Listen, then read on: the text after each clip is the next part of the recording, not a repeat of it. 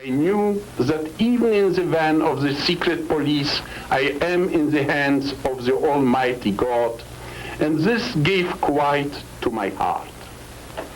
I was led to a prison which is 30 feet beneath the earth, and for years I was kept there in solitary confinement. Don't think that I speak about my sufferings.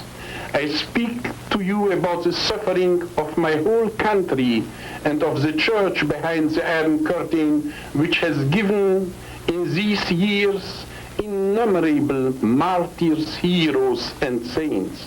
I have been among the little and the weak ones in prison.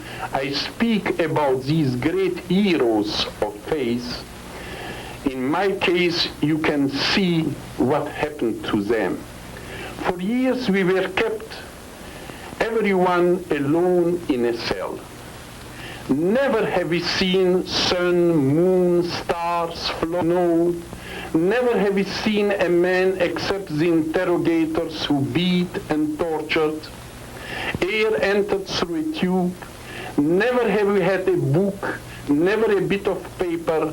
When after many years I had to write again, I did not remember how to write a capital D. We lay on a few desks, we looked to the ceiling, that was all.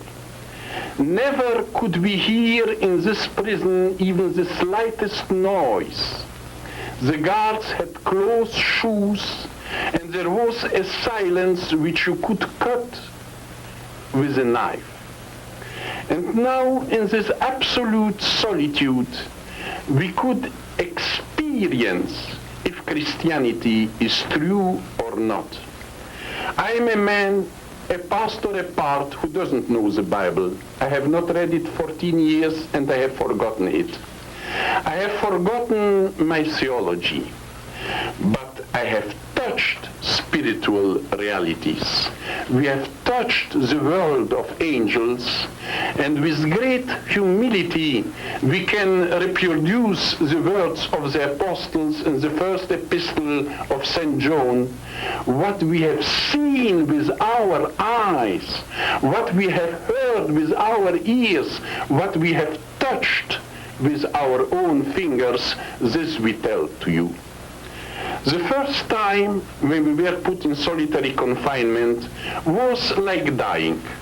Once the angels of death will take you too, and you will remain alone with the remembrance of your past life. It has been a horrible time. Every one of us lived again his past sins and his neglects of duties.